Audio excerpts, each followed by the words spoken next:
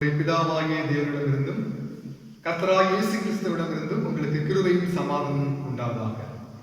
நாம் இணைந்து ஆண்டவரை போற்றுவோம்.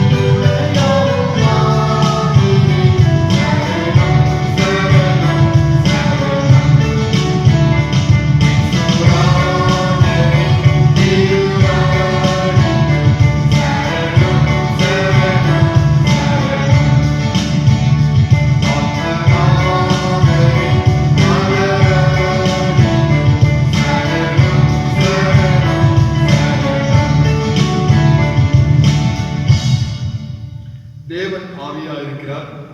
அவரை தொழுது கொள்கிறவர்கள் ஆவியோடும் உண்மையோடும் அவரை தொழுது கொள்ள வேண்டும். பரிசுத்த அலங்காரத்துடனே கர்த்தரை தொழுது கொள்ளுங்கள். பூலோகத்தாரே, நீங்கள் யாவரும் அவருக்கு முன்பாக நடுங்குங்கள். ஜெபம் செய்வோம். உயிர் தெழுந்து எங்களோடு உடன் வருகின்ற எங்கள் அன்பின் நல்ல ஆண்டோரே, மகிழ்வான இந்த நாளின் வேலைக்காய் நன்றியோடு நம்மை போற்றுகிறோம், துதிக்கின்றோம். இந்த காணொளி வழியாக நாங்கள் இணைந்து உண்மை ஆராதிக்கவும், எங்களுடைய இதயங்களையும் சமூகத்தில் அர்ப்பணிக்கவும் நீர் தருகின்ற நல்ல வாய்ப்புகளுக்காக நன்றியோடு நாங்கள் போற்றுகிறோம், துதிக்கின்றோம்.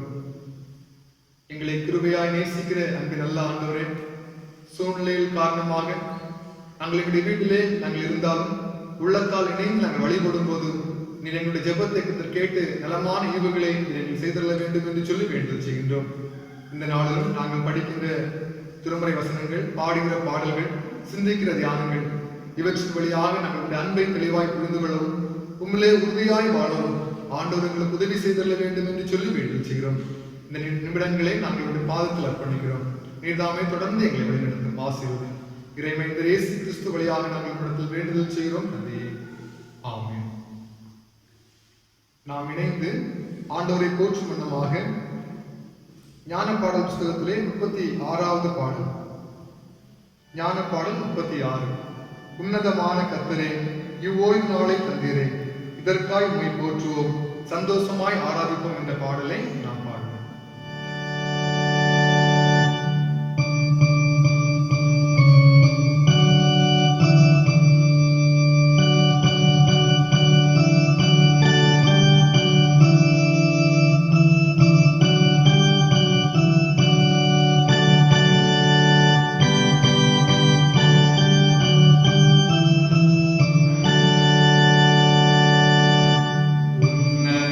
உன்னதமான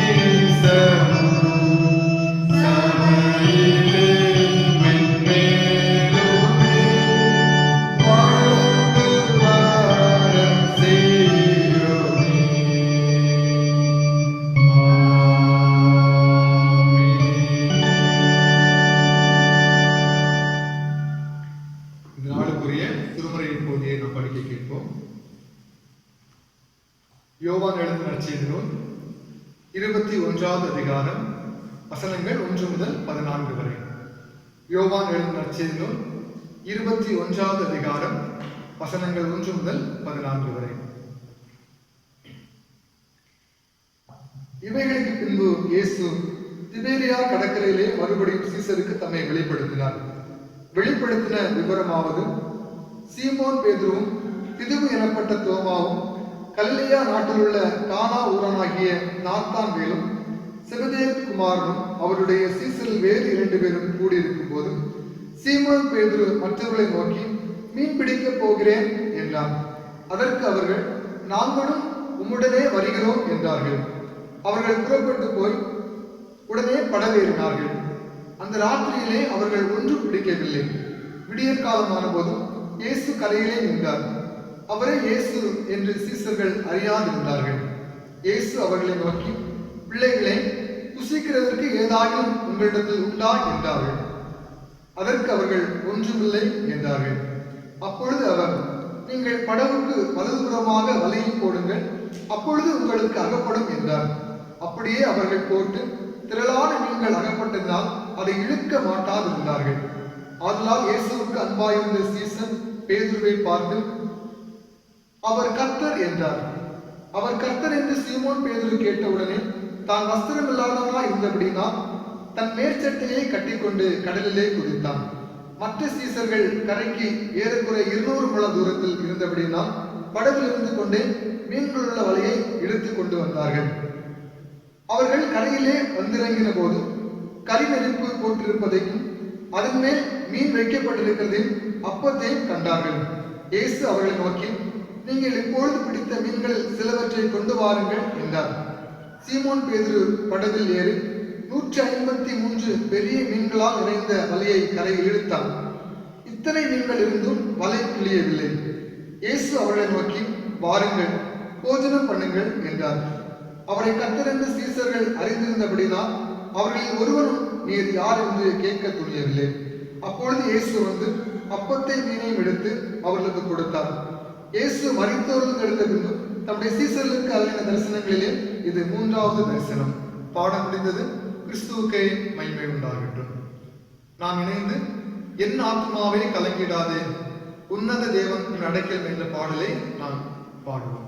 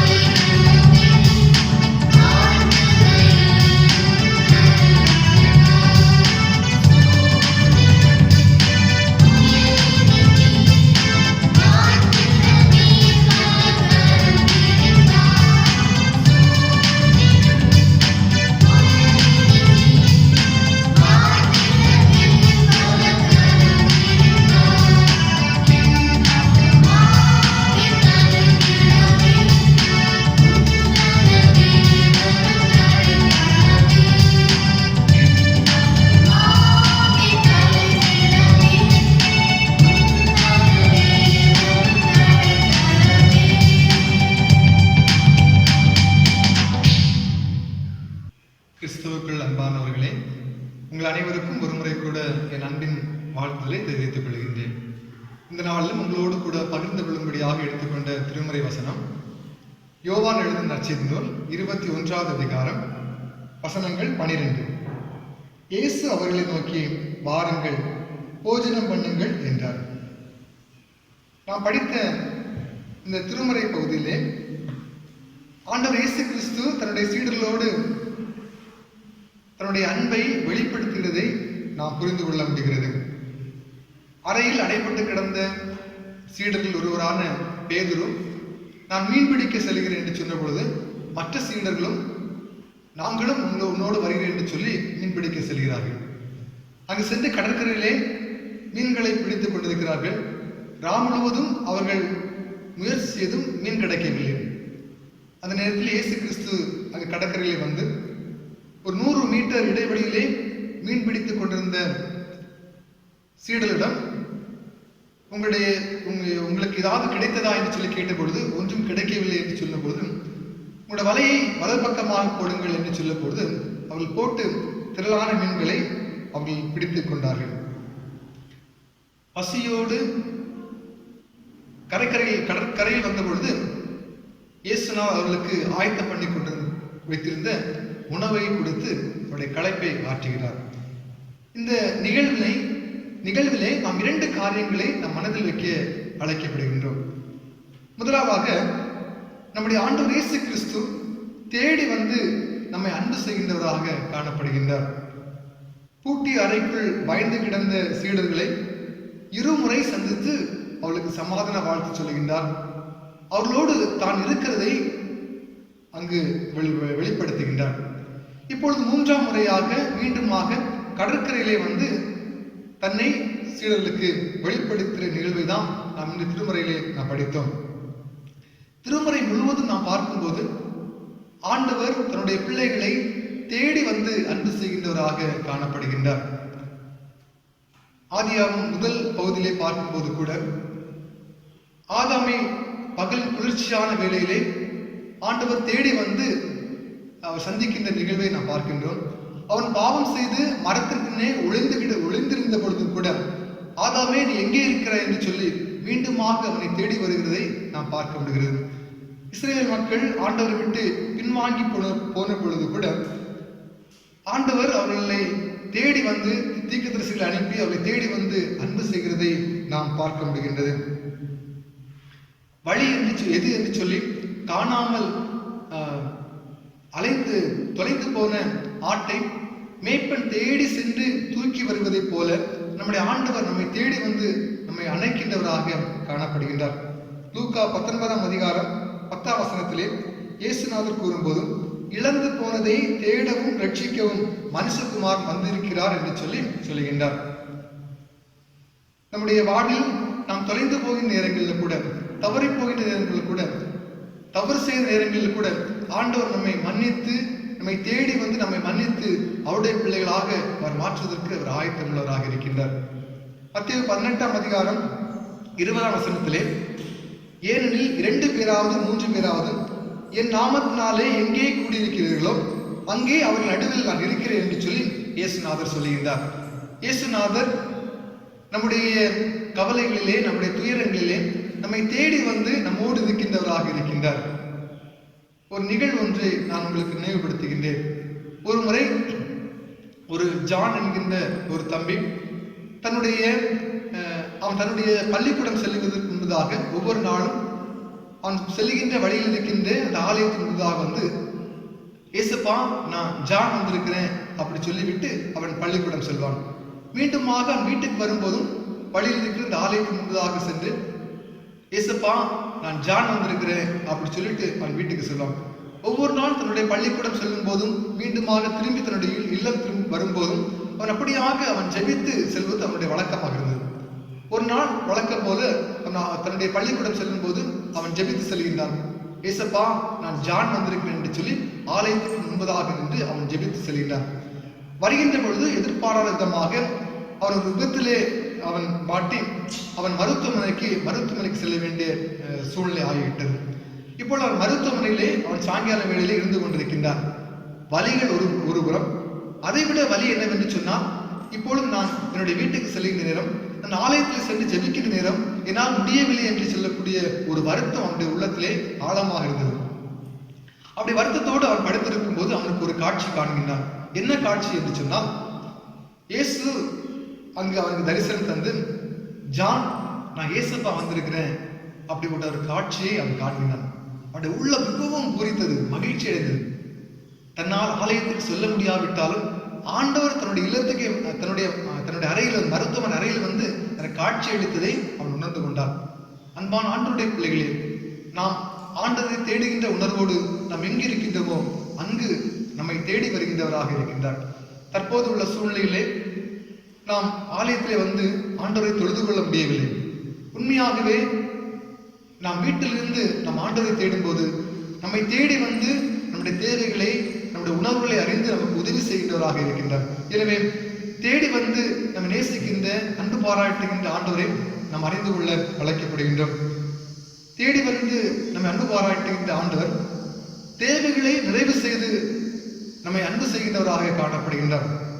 நான் படித்த இந்த பகுதியிலே, இரவு முழுவதும் உழைத்தும் ஒன்றும் இல்லாமல் வெறுமையாக இருந்த சீடர்களுக்கு உண்பதற்கு ஏதாவது உங்களிடத்தில் உண்டா என்று சொல்லி இயேசுநாதர் தெரிந்தே கேட்கின்றார். இந்த சீடரிடத்திலே ஒன்றுமே இல்லை என்பது ஆண்டவருக்கு தெரியும். ஆனால் கேட்கிறார், பிள்ளைகளே, உங்களிடத்தில் ஏதாவது உண்டா என்று சொல்லி.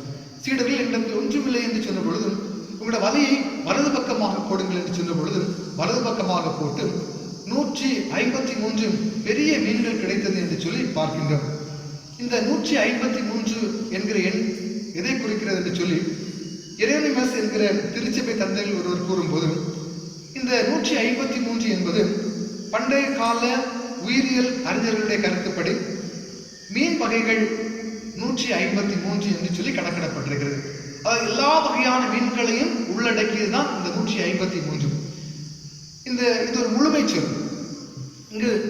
இங்கு பிடிக்கப்பட்ட மீனானது 153 என்பது எல்லா மீன்களையும், எல்லா வகையான மீன்களையும் படகுக்குள்ளே கொண்டு வந்ததை குறிப்பிடப்படுகிறது.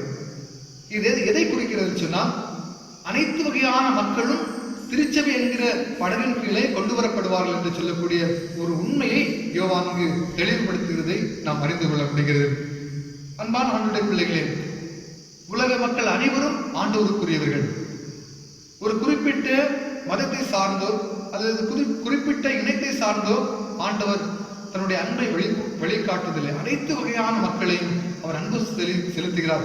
அனைத்து வகையான மக்களையும் அவர் அதிகமாய் நேசிக்கிறார் என்பதை நாம் இந்த பகுதியிலே தெளிவாக நாம் புரிந்து கொள்ள அழைக்கப்படுகின்றோம். இங்கு பசியோடு இருந்த சீடருடைய தற்போதைய தேவை என்னவென்று சொன்னால், அவளுக்கு உணவு தான் அவருடைய தற்போதைய தேவையாக இருக்கிறது. அதை அறிந்து கொண்டு அங்கு அவளுக்கு உணவு கொடுக்கிறதை நாம் பார்க்க முடியுது. பசியோடு கழைத்து வந்த சீடர்களுக்கு அங்கு ஆண்டவர் ஏற்கனவே ஆயத்தம் செய்திருந்த உணவையும் அப்பத்தையும் மீனையும் அவளுக்கு கொடுத்து அவருடைய பசியை ஆற்றுகின்றார். நாம் தாயோடு இருக்கின்ற பொழுது நாம் என்னதான் சண்டை போட்டாலும் நாம் பசியோடு உறங்க சொல்வதற்கு நம்முடைய தாய் விடுவதே இல்லை. தாயோடு இருக்கின்ற வரையில் பசியை உணராத பிள்ளைகள் தாயை விட்டு தூர இடம் சென்ற பிறகு, படிப்பதற்கோ அல்லது வேலை விஷயமாக தூர இடம் சென்ற பிறகு அவர்கள் பசியுடைய கொடுமையை உணர்ந்து கொள்வார்கள். தாயோடு இருக்கின்றவரை அவர் பசியுடைய கொடுமையை உணர்ந்து கொள்ளவே மாட்டார்கள். அதே போல தாயாக இருந்த இயேசுவினிடத்திலே அவர் சீடர்கள் அவரோடு கூட இருந்த பொழுது ஒரு நாள் பசி உணர்ந்து கொள்ளவில்லை. திருப்தியாக சாப்பிடுவதற்கு எப்பொழுதும் அவருக்கு உணவை ஆண்டவர் ஆயத்தம் பண்ணி கொடுத்தார். காணாமல் கல்யாணத்திலே ரசம் குறைந்து கொண்ட பொழுது நல்ல ரசத்தை, ருசியுள்ள ரசத்தை ஆண்டவர் உருவாக்கி கொடுத்தார். ஆண்டுடைய வார்த்தைகளை கேட்க வனாந்தரத்தில் வந்த மக்கள் பசியோடு இருந்த பொழுது 5 அப்பமும் 2 மீன்களையும் கொண்டு அனைவருக்கும் அவர் உணவு பரிமாறி அவருடைய பசியை மாற்றினார். இப்போது சீடர்கள் பசியோடு இருக்கிறதை உணர்ந்து ஆண்டவர் அவருடைய தேடி வந்து அவருடைய தேவைகளை சந்திக்கின்றவராக காணப்படுகிறார். நம்முடைய வாழ்வில் கூட பலவிதமான தேவைகளோடு நாம் இருப்போம். தற்கால சூழ்நிலையிலே நாம் உழைப்பதற்கு முடியவில்லை, வருமானம் ஈட்டுவதற்கு முடியவில்லை.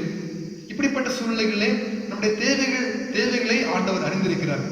எனவே நாம் கவலைப்பட தேவையில்லை. ஆண்டவர் நிச்சயமாக நம்முடைய தேவைகளை சந்திப்பார். அந்த சீடர்கள் பசியோடு இருந்த பொழுது பிள்ளைகளே என்று சொல்லி அவருடைய தேவைகளை அறிந்து அவர்களுக்கு உதவி செய்த ஆண்டவர் நம்முடைய வாழ்வில் நம்முடைய தேவைகளை அவர் சந்திப்பதற்கு ஆயத்தமாக இருக்கிறார். உண்மையோடு நம்மை அன்பு செய்கின்ற ஆண்டவர். நம்முடைய தேவைகளை நிறைவு செய்து நம்மை அன்பு செய்கின்ற ஆண்டவர். எனவே அவருடைய கருத்தில் நம்ம ஒப்படைப்போம். அவருடைய அன்பை புரிந்து கொள்வோம். அவருடைய அன்பிலே நாம் அடிபணிந்து வாழ்வோம். தொடர்ந்து அவருடைய இறையாசிரியம் பெற்றுக்கொள்வோம். ஆண்டு நாம் இந்த வசனங்கள் வழியாக உங்கள் ஒவ்வொருவரும் ஆசீர்வதிப்பாராக. ஆமென். நாம் இணைந்து நம்முடைய விசுவாசத்தை அப்போஸ்தல விசுவாச பிரமாணத்தின் வழியாக நாம் உறுதிப்படுத்துவோம். வானத்தை பூமியை படைத்த சர்வ வல்லமையுள்ள பிதாவாகிய தேவனை விசுவாசிக்கிறேன். அவருடைய ஒரே குமாரனாகிய நம்முடைய நாதர் இயேசு கிறிஸ்துவை விசுவாசிக்கிறேன். அவர் பரிசுத்த ஆவியினாலே கன்னிமரியாளுக்கு உட்பவித்து பிறந்தார். பொந்து பிலாத்தின் காலத்தில் பாடுபட்டு சிலுவையில் அறையுண்டு மரித்து அடக்கம் பண்ணப்பட்டு பாதாளத்தில் இறங்கினார். 3ஆம் நாள் மருத்துவரிடத்திலிருந்து எழுந்தொழினார். பரமண்டலத்துக்கு ஏறி சர்வ வல்லமையுள்ள பிதாவாகிய தேவனுடைய வலது பாசத்தில் வீற்றிருக்கிறார். அவரிடத்திலிருந்து உயிருள்ளவர்களையும் மருத்துவரை நியாயத்திற்கு வருவார். பரிசுத்தாவி விசுவாசிக்கிறேன். பொதுவாயிருக்கிற பரிசுத்தவையும் பரிசுத்தவான்களுடைய ஐக்கியமும் பாவ மன்னிப்பும் மரித்தோர் உயிர்த்தெழுதலும் நித்திய ஜீவன் என்று விசுவாசிக்கிறேன். ஆமென். கிறிஸ்துவில் அன்பானவர்களே, இந்த வாரத்தில் தம்முடைய பிறந்த நாட்களை காண்கிறவர்கள் 27ஆம் நாள் Selvi Jebasheela, daughter of Thiru Jebakumar Kannodu, Selvi J Jasmine, daughter of Thiru Justin Raj சரளுடை, திரு சி ராஜன் சரளுடை, Thirumathi S Benita Viji wife of Joy Christoraj சரளுடை, Thirumathi S Jeeva wife of Thiru Roslin Sunilraj Kannodu, Thirumathi Selvi wife of Thiru Joseph Kokkodu. 29ஆம் நாள் Thirumathi M Anitha wife of Thiru Jesudas Kannodu. April 30ஆம் நாள் திரு தேவதாஸ் கொக்கோடு. மே 1ஆம் நாள் Thiru Joy Christopheraj Saralvilai, Thiru T Sasikumar Kannodu. May 2ஆம் நாள் Thirumathi Vimala wife of Thiru Selvin Sam Poochikadu, Thiru C Robin Stephen Kannodu. May 3ஆம் நாள் Thirumathi Jayanthi Vasanthamalar wife of Thiru Albert Jayachandran Kannodu. பிறந்த நாட்களை காண்கிறவர்களை திருச்சபை சார்பாய் வாழ்த்துகிறோம். புதிய வயது உங்களுக்கு ஜீவன் சுகபலம் நிறைந்த ஆசீர்வாத நாளாய் காணப்பட ஆண்டவர் உங்களுக்கு அருள் செய்வாராக. இப்பொழுது உங்களுக்கு வாழ்த்து பாடல் பாடப்படும்.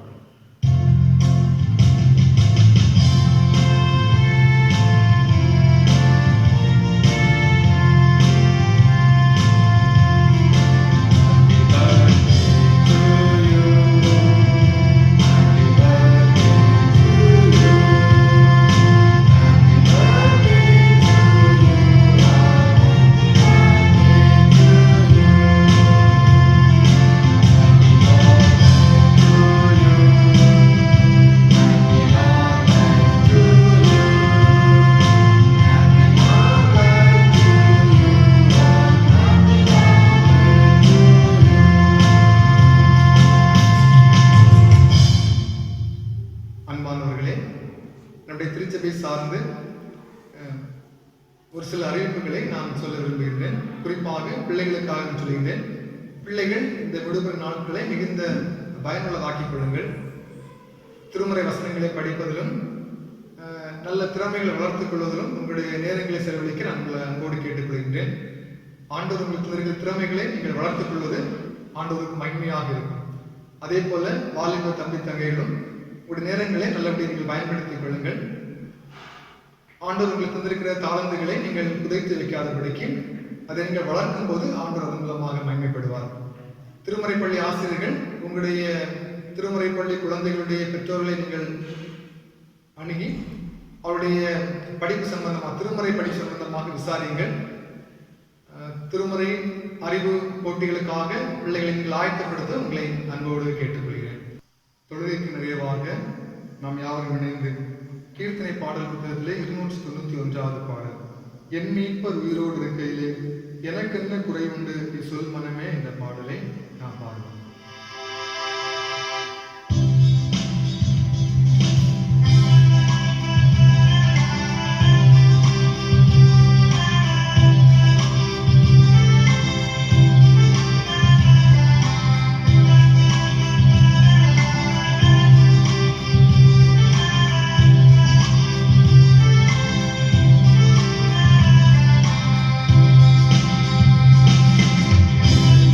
Thank you.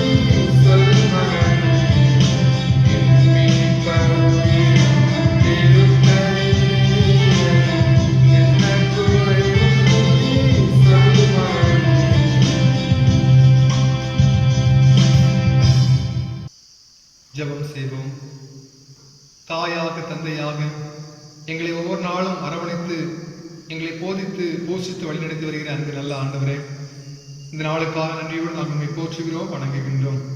நம்முடைய பேரன்பினாலே ஒவ்வொரு நாளும் எங்களை தாங்கி வழிநடத்தி வருகிறீர்.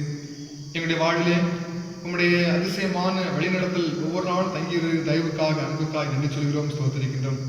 நாங்கள் சோர்ந்து பொழுதும் போகும் பொழுதெல்லாம் நீர் எங்களோடு உடனிருக்கிறதை நாங்கள் உணர்ந்து கொள்ளும் போதும் புதிய பலனையும் புதிய கிருபைகளையும் பெற்றுக்கொள்கிறோம். அதற்காக நாங்கள் நன்றி சொல்கிறோம். இரக்கமுள்ள எங்கள் அன்பின் நல்ல ஆண்டவரே, உலக மக்கள் அனைவருக்காக நாங்கள் இப்பொழுது இந்த சமூகத்தில் வேண்டுதல் செய்கிறோம். ஆண்டவரே, உலகம் முழுவதும் கொரோனா என்ற தொற்று நோயினாலே ஆண்டவரே மிகவும் பாதிக்கப்பட்டு வேதனையோடு துக்கத்தோடு ஆண்டவரே நிலையற்றிருக்கின்ற நிலையை அறிந்திருக்கிறேன். அந்த கிருபையாய் எங்களுக்கு இறங்க வேண்டும் என்று சொல்லி வேண்டுதல் செய்கின்றோம். தற்போதைய உள்ள சூழ்நிலைகள் எல்லாம் மாறி சகஜமான சூழ்நிலை வரத்தக்கதாக நீர் ஆசீர்வதிக்க வேண்டும் என்று சொல்லி வேண்டுதல் செய்கின்றோம். ஆண்டவரே, இந்த பிள்ளை நோயினாலே தங்களுக்கு அருமையானவர்களை இழந்து தவிக்கின்ற அந்த பிள்ளைகளுக்காக ஜெபிக்கிறோம். ஆண்டவருடைய பிள்ளைகளுக்கு ஆறுதலை தேர்தல் தந்தள்ள வேண்டும் என்று சொல்லி வேண்டுதல் செய்கிறோம். பயத்தை மாற்றி புதிய நம்பிக்கை அந்த சமாதானத்தை தர வேண்டும் என்று சொல்லி நாங்கள் இடத்தில் வேண்டுதல் செய்கின்றோம். நல்ல பணியிலே தங்களை ஈடுபடுத்திக் கொண்டிருக்கின்ற மருத்துவர்களுக்காக, தாதியர்களுக்காக, காவல் பணியாளர்களுக்காக மற்றும் ஆண்டவரே தூய்மை பணியாளர்களுக்காக ஒவ்வொருக்காக நான் ஜெபிக்கிறேன். ஆண்டவரே, யார் யார் என்ன நிலையிலே செயல்படுகிறார்களோ எல்லாருக்கும் ஆண்டவர் நல்ல பாதுகாப்பை தர வேண்டும் என்று சொல்லி வேண்டுதல் செய்கிறோம். எந்த நிலையிலும் உடைய பிள்ளைகள் பாதிக்கப்பட்டு விடாதபடிக்கும் ஆண்டுடைய இரக்கத்தின் குருவின் பாதுகாப்பும் உடைய பிள்ளைகளோடு கூட இருக்க வேண்டும் என்று சொல்லி நாங்கள் வேண்டுதல் செய்கின்றோம். ஆண்டவரே, இந்த நோய் தொடர்ந்து பரவாதபடிக்கு நீர் தடுத்து ஆட்கொள்ள வேண்டும் என்று சொல்லி நாங்கள் இடத்தில் வேண்டுதல் செய்கின்றோம். குறிப்பாக எங்களுடைய இந்திய தேசத்தில் கருத்தில் அர்ப்பணிக்கிற ஆண்டவரே, இந்த ஊரடங்கு நாளே அந்த பல நிலைகளில் பாதிக்கப்பட்டிருக்கிற மக்களுக்கு ஜெபிக்கிறோம். உழைப்பின்றி உழைப்பதற்குரிய பலனின்றி, வருமானமின்றி, உண்பதற்கு உணவின்றி கஷ்டப்படுகிற மக்கள் ஒவ்வொருவரையும் நாங்கள் கருத்தில் அர்ப்பணிக்கிறோம். ஆண்டவரே, அரசு பலவிதமான உதவிகளை செய்தாலும், பலவிதமான தொண்டு நிறுவனங்கள் தங்களால் முயன்ற பலவிதமான உதவிகளை செய்தாலும் ஆனால் இன்னும் உதவிகள் கிடைக்காத அநேக மக்கள் இருக்கிறார்கள்.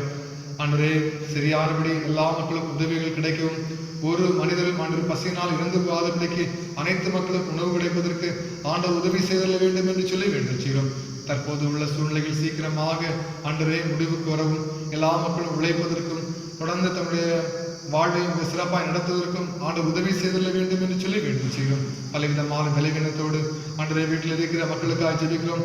ஆண்டவருடைய பிள்ளைகளை பலப்படுத்தி பாதுகாத்துக் கொள்ள வேண்டும் என்று சொல்லி நாங்கள் வேண்டுதல் செய்கின்றோம். இரக்கமுள்ள எங்கள் அன்பின் நல்ல ஆண்டவரே, இப்பொழுது கூட எங்களுடைய திருச்சியையும் கருத்தில் அர்ப்பணிக்கின்றோம். ஆண்டவரே, இந்த மேலான அன்பும் இரக்கமும் கிருபையும் திருச்சியில் இருக்கட்டும். திருச்சியின் ஒவ்வொரு குடும்பங்களையும் கர்த்தர் ஆசீர்வதிக்கிறாங்க. சிறு பிள்ளைகள், வாலிபர்கள், முதியவர்கள் ஆண்டவரே மற்றும் ஒவ்வொருவரையும் கர்த்தருடைய கிருபை அவரோடு கூட இருக்க வேண்டும் என்று சொல்லி நாங்கள் வேண்டுதல் செய்கின்றோம். இந்த அன்பு கரத்தால் இந்த அரவணைத்து பாதுகாத்துக் கொள்ளும். ஒவ்வொரு நாளும் ஆண்டவர் ஒவ்வொருடைய தேவைகளை சந்திக்க வேண்டும் என்று சொல்லி வேண்டுதல் செய்கின்றோம். இந்த நாட்களிலும் ஆண்டு அன்பு பிள்ளைகள் நம்முடைய காலங்களே, நம் நேரங்களே நல்லபடி பயன்படுத்திக் கொள்ள வேண்டிய கிருபைகளை தாரும். ஆண்டரே, அன்பு பெற்றோர்களுக்கும் தங்களுடைய தேவைகளை சந்திப்பதற்குரிய ஆண்டரே தேவைகள் எல்லாவற்றுக்கும் ஆண்டரே உதவி செய்ய வேண்டும் என்று சொல்லி நாங்கள் வேண்டுதல் செய்கின்றோம். இப்பொழுது கூட ஆண்டவரே, ஒரு விஷயம் கூட சமூகத்தில் அர்ப்பணிக்கிற ஆண்டவரே, எங்களுடைய தேவைகள் எல்லாம் அறிந்திருக்கிற ஆண்டவர் அனைத்து நிறைவான தந்து எங்களை ஆசீர்வதிக்க வேண்டும் என்று சொல்லி வேண்டுதல் செய்கின்றோம். நாங்கள் கேட்ட இந்த வார்த்தைகளை நாங்கள் நினைவுபடுத்துகின்றோம். எங்களை தேடி வந்து அன்பு செய்கின்ற ஆண்டவர் எங்களோடு கூட இருக்கிறார் உணர்ந்து கொள்ளவும், எங்களுடைய தேவைகளை சந்தித்து எங்களுக்கு உதவி செய்கின்ற ஆண்டவர் எங்களோடு கூட உணர்வு இருக்கிறார் உணர்ந்து கொள்ளவும் எங்களுக்கு அருள் செய்யும். நாங்களும் கருத்தோடும் சமூகத்தில் ஒரு நாளும் காத்திருக்கவும் புது பலனை பெற்றுக்கொள்ளவும் உதவி செய்யும். இந்த நாளிலும் இந்த ஊடகத்தின் வழியாக தொழில்களை கலந்து கொண்ட இந்த பிள்ளைகளையும் கர்த்தர் ஆசீர்வதிக்கிறார்கள். இந்த பிள்ளைகள் பலவிதமான தேவைகளோடு விருப்பங்களோடு இருக்கும்போது எல்லாவற்றுக்கும் நாமத்துக்கு மகிமை உண்டாவதை நன்மையாக ஆசீர்வாதமாக இது ஆசீர்வதி தர வேண்டும் என்று சொல்லி வேண்டுதல் செய்கிறோம். குறைவுகளை மண்ணின் நிறைவோடு தொடர்ந்து வழி நடத்தும். இந்த வாரத்திலும் நாங்கள் ஒரு புதிய மாதத்தில் பிரவேசிக்க இருக்கிறோம். புதிய மாதம் எங்களுக்கு மிகுந்த ஆசீர்வாதமாக நன்மையாக அமைந்திருக்கட்டும். எல்லாவற்றையும் நிறைவேந்து இயேசு கிறிஸ்து வழியாக நாங்கள் இடத்தில் வேண்டுதல் செய்கிறோம் தந்தையே. ஆமென்.